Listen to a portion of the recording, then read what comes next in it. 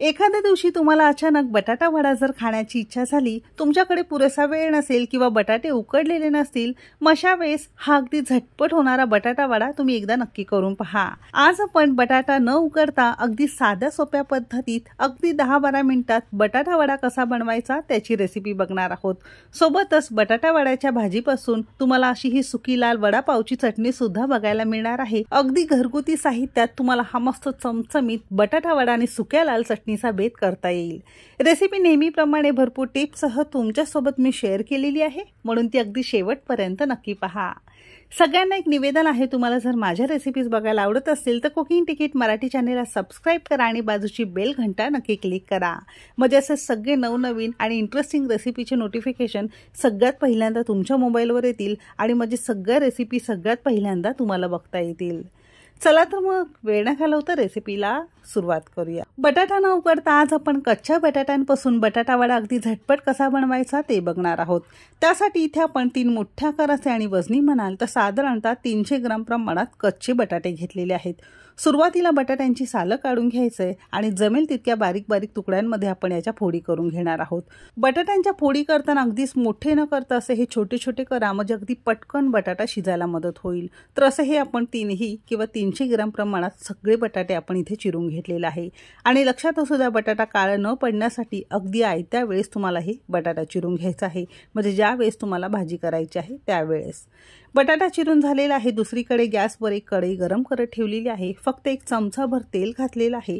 भाजीला तेल खूप जास्त घालायचं नाही। कढईवर तेल थोडंसं पसरून घेतलेलं आहे। हलकंसं तेल गरम झालं की सगळा चिरलेला बटाटा घातलेला आहे।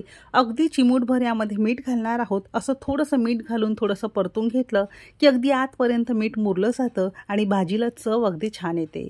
मीठ घालून पुन्हा आपण 1 मिनिटभर थोडंसं वर खाली करून घेतलंय। झाकण लावायचे आणि मध्यम आचेवर भाजी शिजत ठेवायची आहे।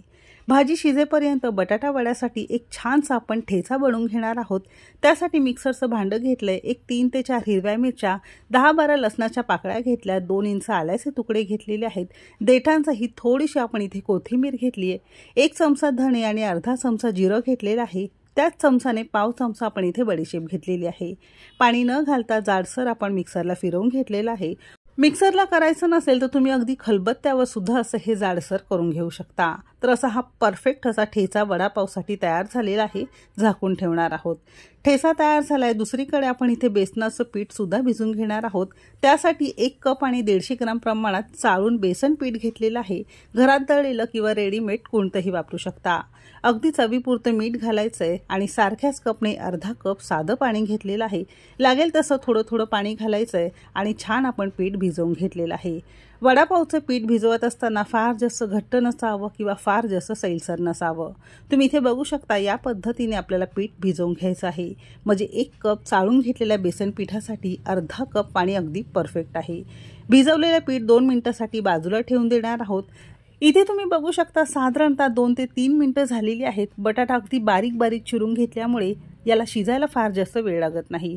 झाकण उघडून बघितलेलं आहे। बटाटा जरी तुम्ही शिजत ठेवलाय तरी अधूनमधून थोडंसं वर खाली करत आपण हे करून घेतलेलं आहे।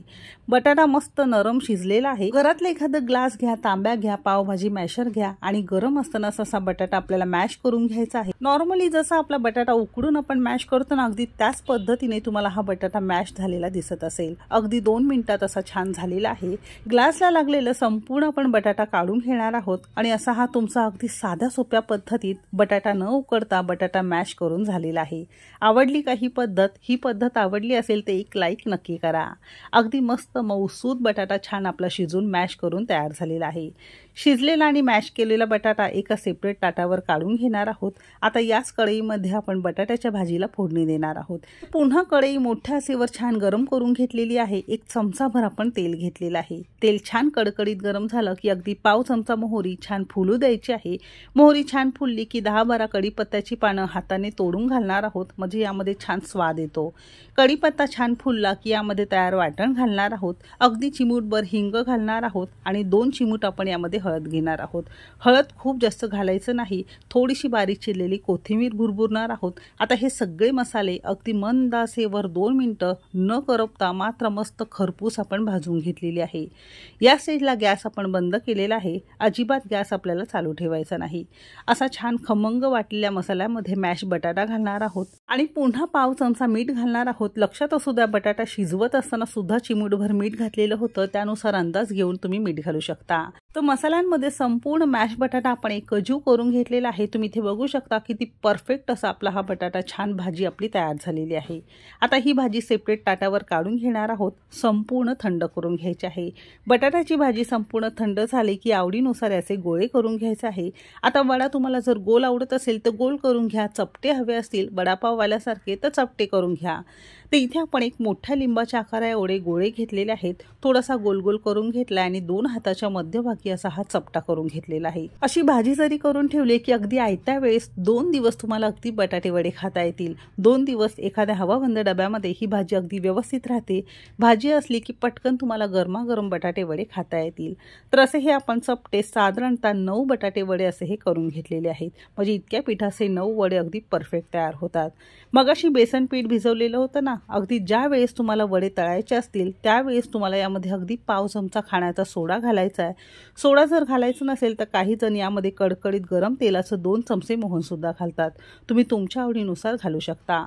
असं छान आपण फेटून घेतलेलं आहे। तसं हे पीठ सुद्धा तयार आहे आणि बटाटा वड्याचे आपले चपटे वडे सुद्धा तयार आहे। एक वडा आपण यामध्ये घालणार आहोत। आता तुमच्यापैकी बऱ्याच जणांना या पिठामध्ये हात घालायला थोडंसं इरिटेट होतं, कारण हाताला पीठ चिटकून बसतं किंवा तेल खूप जास्त कडकडीत गरम असल्यामुळे हाताला चटका लागण्याची सुद्धा भीती असते। तर तुमच्यासाठी आज आपण पळीने तेलामध्ये वडा कसा सोडायचा ते दाखवणार आहे। त्यासाठी असा हा चपटा वडा आपण पिठामध्ये चांगला घोळवून घेतलेला आहे। तेल फार जास्त कडकडीत गरम नसावं, मोठ्या आचेवर फक्त 2 मिनिटं आपण हलकं फुलकं तेल गरम करून घेतलेलं आहे आणि पळीने असा हा फक्त आपल्याला वडा तेलामध्ये सोडायचा आहे, म्हणजे हा सुद्धा आपले घाण होत नाही आणि वडा सुद्धा अगदी परफेक्ट असा तेलामध्ये सोडता येतो। तुमचा वडा जर परफेक्ट झाला तर तुम्ही इथे बघू शकता तेलावर असा वडा तरंगायला लागतो, म्हणजे आतपर्यंत तो अगदी हलका फुलका झालेला आहे असं समजावं। अजिबात तुमचा वडा इथे घट्ट तुम्हाला कुठे दिसत नसेल। मोठ्या आचेवरच तुम्हाला वडे तळायचे आहेत, कारण मध्यम आचेवर जर तुम्ही वडे तळायला जाल तर तुमचे वडे तेलकट होतात।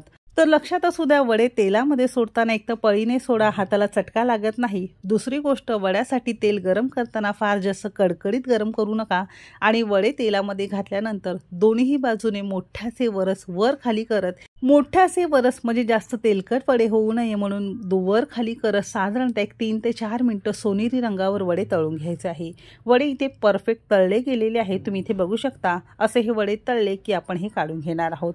आता तुम्ही इथे बघू शकता वडा तळताना बाजूला पिठाचा चुरा दिसत असेल, तो चुरा जर आला तर येऊ द्या, कारण या चुऱ्यापासून आज आपण सुकी चटणी सुद्धा बघणार आहोत। वडे तळून झालेले आहेत तर अशी ही पिठाचीच आपण अशी ही पातळ पातळ शेव घातलेली आहे। जमेल तितकी पातळ पातळ घाला, म्हणजे ती कमी तेलकट आणि कुरकुरीत होते। मोठ्या आचेवर शेव आपल्याला दोन्ही बाजूने साधारणतः 2 मिनिटं मस्त कुरकुरीत लालसर रंगावर छान तळून घ्यायची आहे। अशी छान शेव आपण तळून घेतलेली आहे। थोडीशी थंड करून द्यायची, म्हणजे ती थोडीशी कुरकुरीत होते।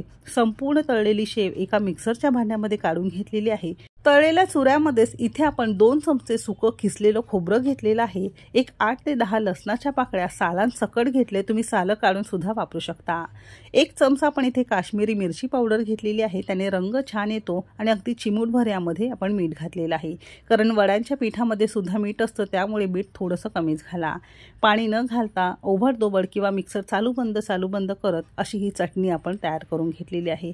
एकदम परफेक्ट चटणी तुमची तयार झाली, म्हणजे अगदी घरगुती साहित्यात परफेक्ट वडापावची चटणी तुम्हाला खाण्यासाठी तयार आहे।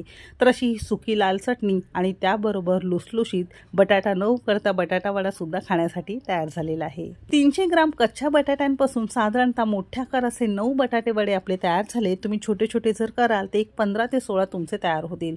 तुम्ही तुमच्या आवडीनुसार लहान मोठे करू शकता। तुम्ही वड्याचा रंग बघू शकता किती मस्त आलेला आहे, अगदीच कमी तेलकट आणि मस्त लुसलुशीत वडा तुमचा तयार झालेला आहे। अगदी आतपर्यंत मस्त शिजलेला आहे, याचं आवरण सुद्धा तुम्ही बघू शकता अगदी पातळ आहे। या सुक्या लाल चटणी बरोबर 1 नंबर लागतं। मला खात्री आहे हा बटाटा वडा आणि सुकी लाल चटणी बघून तुमच्या सुद्धा नक्की तोंडाला पाणी सुटलं असेल तर पटकन किचनमध्ये जा आणि पटकन रेसिपीला सुरुवात करा। आजची ही लुसलुशीत आणि खमंग बटाटा वडा सुकी लाल चटणी तुम्हाला कशी वाटली कमेंट करायला अजिबात विसरू नका। रेसिपी कोणत्या शहरातून बघताय ते सुद्धा नक्की सांगा। चला तर मग भेटू एक मस्त आणि जबरदस्त रेसिपी सोबत। तोपर्यंत मस्त खा आणि स्वस्त रहा।